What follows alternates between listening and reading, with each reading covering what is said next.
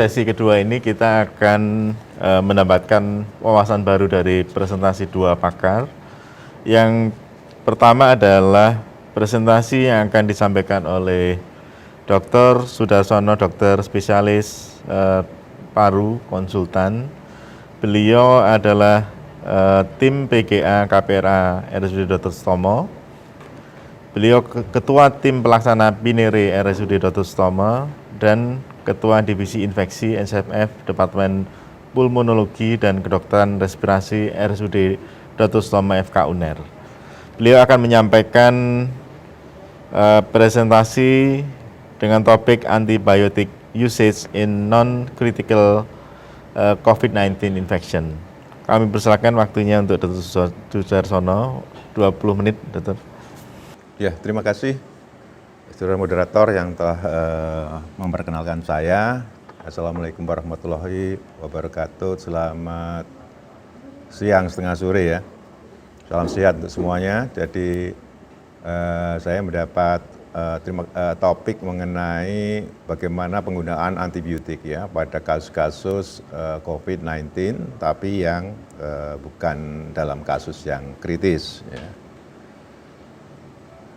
Nah, sebagai pendahuluan, ya, jadi memang pandemi COVID-19 ini memang sudah kita ketahui semua, ya, mengubah banyak tatanan kesehatan, ya, bukan di Indonesia saja, tapi di dunia.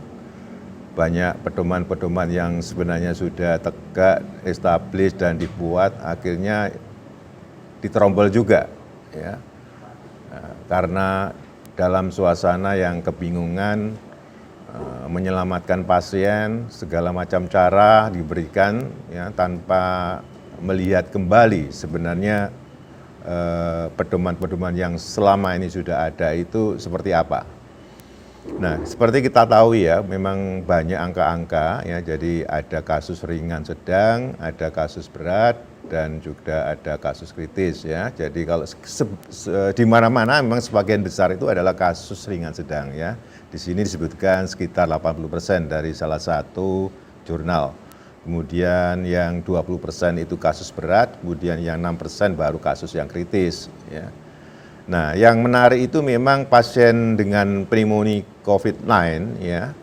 Itu memang sering kali memang menunjukkan suatu gambaran klinis yang kadang-kadang sulit dibedakan dengan bahwa ini apakah memang suatu pneumonia bakterial sebenarnya ya.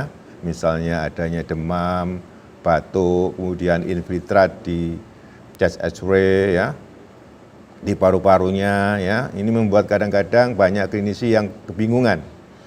Kemudian dengan seiring tingkat keparahan penyakit ya, maka kemungkinan superinfeksi dari bakterial menjadi lebih besar, ya, sehingga ambang batas penggunaan antibiotik menjadi menurun.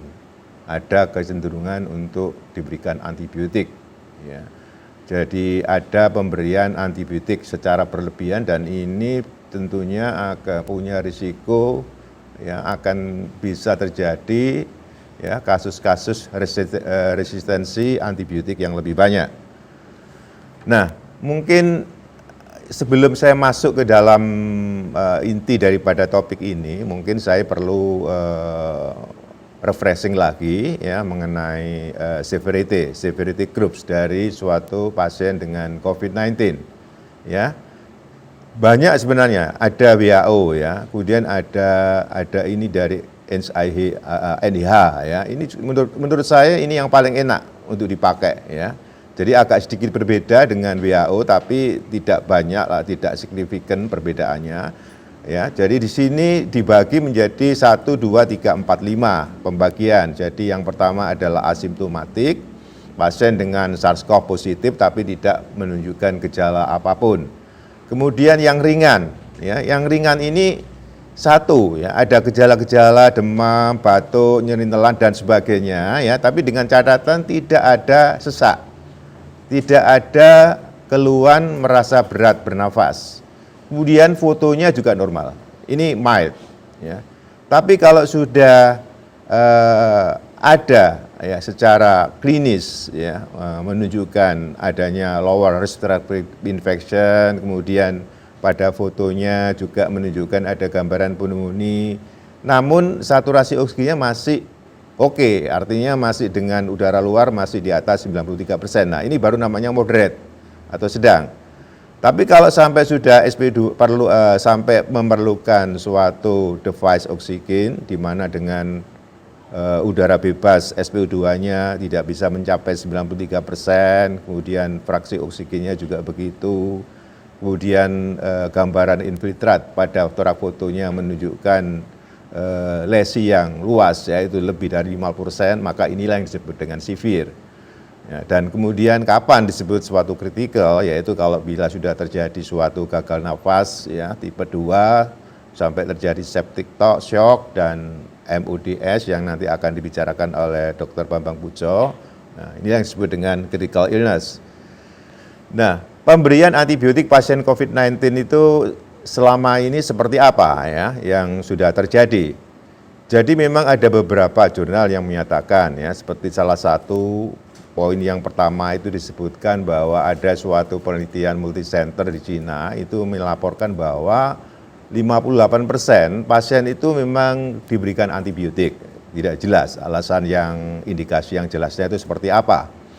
Dua penelitian lain ya dengan skala yang lebih kecil yaitu di Jiangsu dan Wuhan itu hampir semua pasien itu diberikan antibiotik. Ini menarik ya, begitulah gambarannya. Dan kebetulan di Jiangsu itu moxi menjadi pilihan yang terbanyak.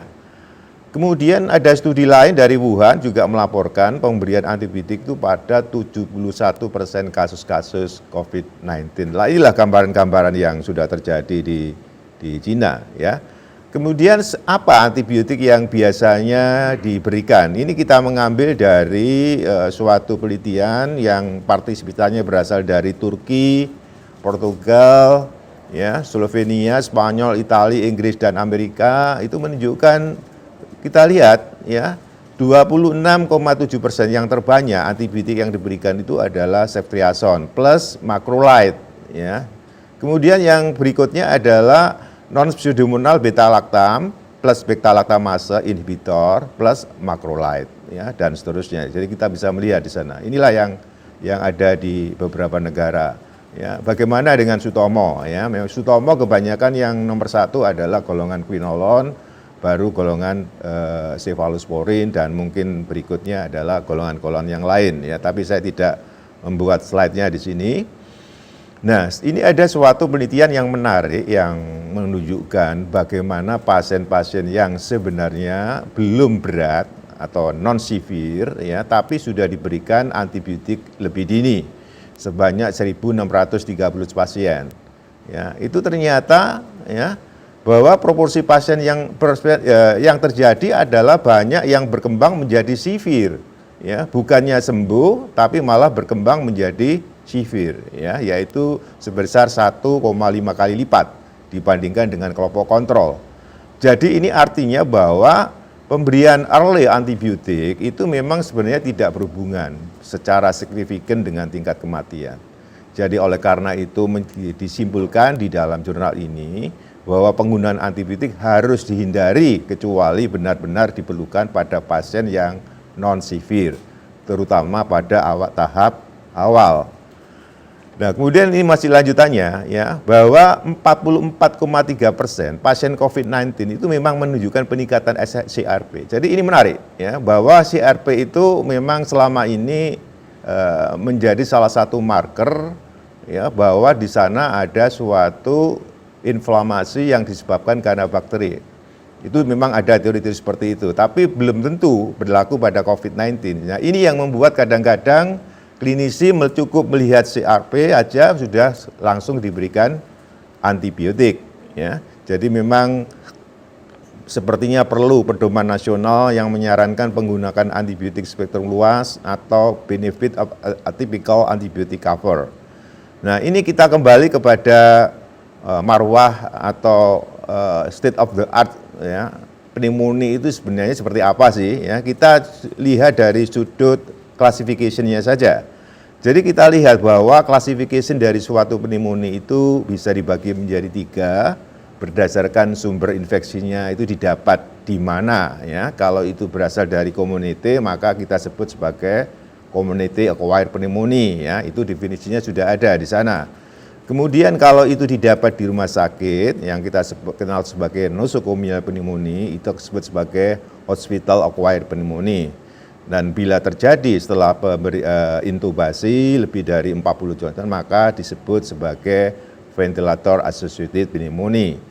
Nah, kemudian dari sudut site infection-nya, di manakah letak lesi itu berada, di kompartemen manakah, ya, maka ada dari sudut di kompartemen parunya ya, maksud saya, itu dikenal 3, ada yang namanya lobar pneumonia. Jadi di situ akan menunjukkan suatu gambaran konsolidasi, jadi ada suatu opasitas yang mengumpul dari suatu segmen atau lobus begitu, ya itu yang disebut lobar pneumonia. Nah ini biasanya kas karena bakterial, ya biasanya ya commonly itu adalah Streptococcus pneumoniae. Kemudian ada lagi kalau memang opasitinya itu multivokal, ya di sekitar peribronkial, ya maka itu disebut bronkopneumonia. Nah ini yang menarik, ini kadang-kadang gambarannya mirip seperti COVID-19. Kemudian yang ketiga itu adalah interstitial pneumonia, jadi dia letaknya bukan di airspace tapi di interstitialnya yang kita sebut, yang biasanya ini adalah penyebabnya adalah kalau bukan kuman atipikal ya virus. Ini yang dipegang sebenarnya. Kemudian ada lagi dari sudut agent penyebabnya. Ya, ada yang disebut bakterial pneumonia jika memang penyebabnya bakteri, ada yang disebut atipikal bila penyebabnya adalah patogen atipikal, ya seperti Mycoplasma pneumoniae, Plasmodium dan seterusnya. Ada lagi yang viral pneumonia yang disebabkan oleh virus dan ini salah satu yang sedang pandemik ini yaitu ya, virus SARS-CoV-2. Kemudian ada yang namanya fungal pneumonia bila disebabkan karena fungi. Nah, jadi kalau kita melihat ya secara kita gabung-gabungkan sebenarnya pembagian pneumonia itu seperti ini. Ya, bisa by source of infection, ada CAP, HEP, VEP, ada by infection agent ya seperti yang di layar itu. Kemudian ada bagaimana di mana posisi daripada pneumonia COVID-19? Jelas dia lebih banyak berada di CAP. Ya, di community acquired pneumonia. Jadi sebenarnya pneumonia COVID-19 dari sudut agentnya itu adalah viral pneumonia. Dari sudut di mana didapat itu dia termasuk CAP. Nah, sedangkan gambaran fotonya mestinya adalah suatu gambaran yang menunjukkan suatu interstitial pneumonia. Ya, jadi memang ini yang kadang-kadang pada COVID-19 ini banyak hal-hal yang seperti itu sudah tidak diperhatikan lagi sehingga semua gambaran apapun di foto ya dengan keluhan gejala-gejala lower respiratory syndrome langsung dianggap sebagai suatu suspek pneumonia ya. Dan itu memang fakta yang ada seperti itu. Nah, ini ada yang menarik ya. Jadi ini adalah bagaimana membedakan antara viral COVID-19 pneumonia dan bakterial pneumonia ya. Di situ bisa dilihat ya, kalau itu COVID-19 maka itu dikatakan kemungkinan iya satu apabila memang simptom-simptomnya itu adalah simptom-simptom COVID-19 seperti yang banyak dilaporkan, ada demam, ada macam-macam itu ya, nyeri delan, kemudian ada mialgia. Nah yang menarik itu nomor 3, anosmia. Anosmia itu kelihatannya sangat spesifik, ya. Kemudian tidak ada nyerupneritik, ini menarik, ya, karena memang prosesnya itu bukan di parenkin secara umum yang kemudian berdekatan dengan pleura, tidak. Makanya memang biasanya tidak ada nyerupneritik. Kemudian yang tidak kalah pentingnya ada riwayat bahwa pasien itu memang kontak erat dengan pasien yang terkonfirmasi COVID-19. Nah, kapan kita mencurigai kalau itu adalah pneumonia karena bakteri? Satu, biasanya itu adalah cepat prosesnya, ya. Kemudian memang tidak ada riwayat atau kontak dengan pasien dengan COVID-19 atau memang simptomnya tidak seperti apa yang seperti dilaporkan berbagai jurnal simptom-simptom dari COVID-19. Nah, biasanya ada pleuritic pain. Jadi begitu ada pleuritic pain, kita harus berpikir kemungkinan memang ini ada suatu proses yang mengenai peliranya yang berdekatan dengan suatu parenkim, dan itu kita harus ingat kemungkinan ini adalah suatu pneumonia karena bakterial. Dan yang tidak kalah pentingnya itu adalah sputum yang purulen. Ya, kalau kita perhatikan kebanyakan pasien-pasien pneumonia COVID-19 itu hampir kering, nggak ada sputum. Kemudian kalau kita dengarkan dengan auskultasi, kita tidak mendengar apa-apa karena memang prosesnya bukan di airspace tapi di luar daripada itu. Ya, sedangkan kalau bakterial pneumonia itu prosesnya di airspace. Jadi akan ada suatu produksi sputum, ya, bisa sampai purulen, dan kalau kita mendengarkan dengan baik secara auskultasi, kita akan mendengar adanya yang disebut ronki. Ini adalah gambaran-gambaran lain dari antara pneumonia yang disebabkan oleh virus dan yang disebabkan oleh karena bakterial. Kemudian ada suatu strategi mitigasi, ya, untuk mengurangi potensi dampak jangka pendek dan jangka panjang akibat penggunaan antimikroba dan AMR, ya. Jadi satu, perlu pengumpulan bukti secara efektif, ya, untuk memberi pemahaman dan tindakan yang diperlukan dengan cepat. Kemudian perlu adanya suatu evaluasi dampak pandemi pada penggunaan dalam skala yang lebih luas. Kemudian perlu adanya suatu pedoman klinis yang membatasi pemberian antibiotik yang tidak perlu dan pengawasan AMR. Nah, ini ada rekomendasi WHO kapan kita memberikan suatu antibiotik pada pasien dengan COVID-19. Ya, kalau hanya sifatnya mild, tidak direkomendasikan penggunaan terapi antibiotik. Sedangkan kalau sifatnya itu moderate ke atas, ya, antibiotik boleh diresepkan, ya, tidak boleh diresepkan kecuali terdapat kecurigaan klinis adanya infeksi bakterial. Jadi itu seperti apa, ya, itu sudah beberapa hal sudah saya sampaikan, nanti kita bisa diskusi lebih lanjut. Jadi intinya penggunaan antibiotik yang berlebihan akan meningkatkan risiko terjadinya infeksi malah, ya, super infection dan transmisi multidrug bakteria, morbiditas dan mortalitasnya menjadi meningkat, ya. Kemudian bagaimana rekomendasi yang berikutnya dari WHO mengenai pemberian antibiotik pada COVID-19, ya.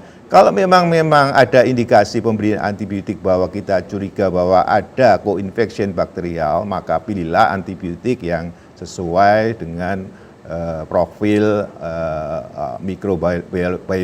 mikrobiogram, ya, dari suatu area atau rumah sakit, ya. Kemudian juga segala sesuatunya kalau bisa berdasarkan konfirmasi laboratorium, ya, dan konfirmasi dari data epidemiologi, ya, penyebab kuman yang terbanyak di suatu area tersebut seperti apa. Kemudian yang berikutnya adalah perlu ditinjau kemungkinan bahwa kalau kita memberi antibiotik tidak harus selalu dalam bentuk intravena, ya. Bisa suatu ketika harus ada switch over dari IV to oral, ya, dan semuanya itu harus dipandu dengan hasil dari suatu pemeriksaan mikrobiologi.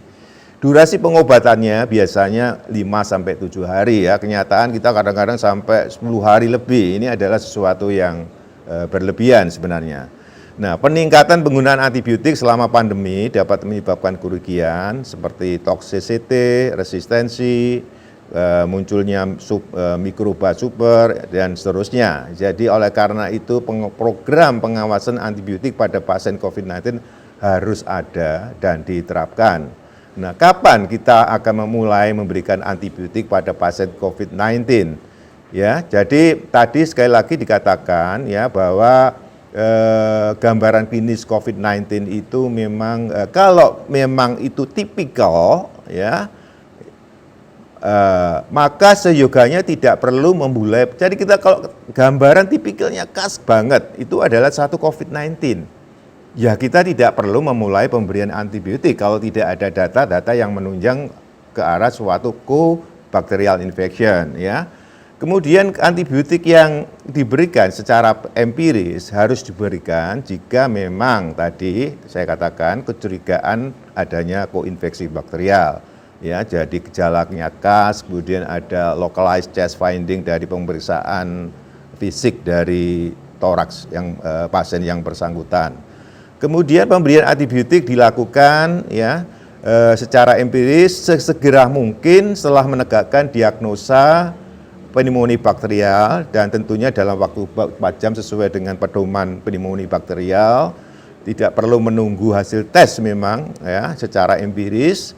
Kemudian mulai pengobatan antibiotik berdasarkan kemungkinan etiologi dalam waktu 1 jam jika pasien dicurigai sampai terjadi sepsis dan memenuhi kriteria risiko akan terjadi sepsis.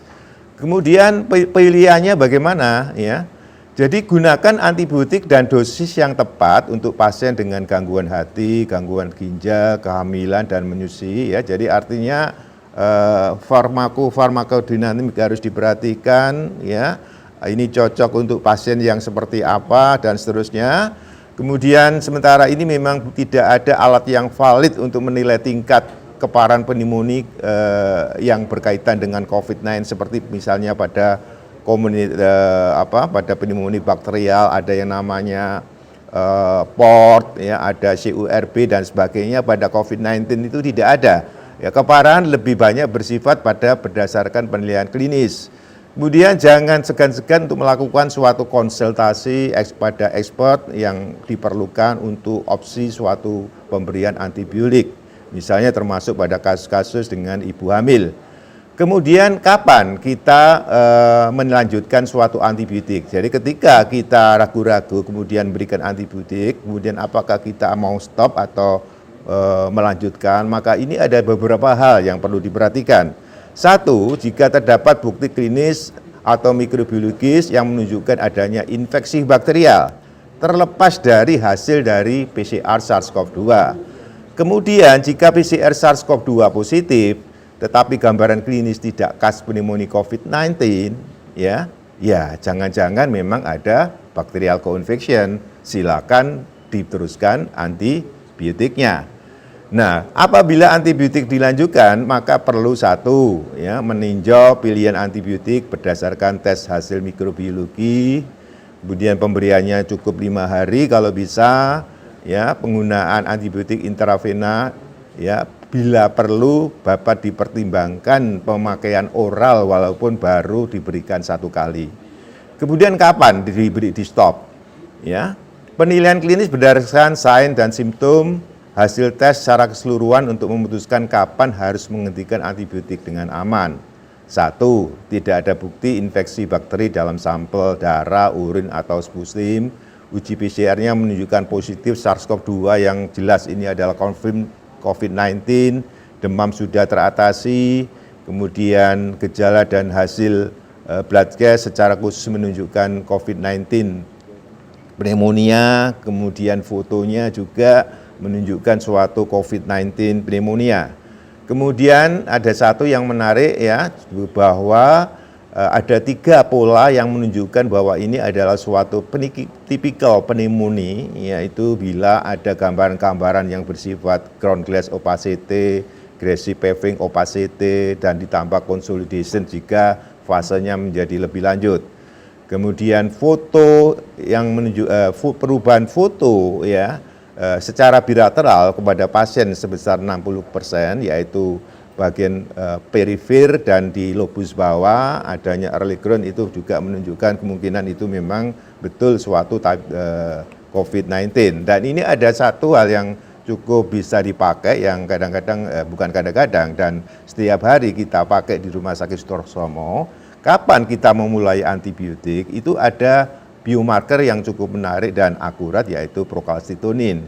Di situ kelihatan, bisa dilihat, yang bagian atas itu adalah kapan memulai antibiotik, kalau yang di bawah kapan menghentikan, melanjutkan, atau merubah.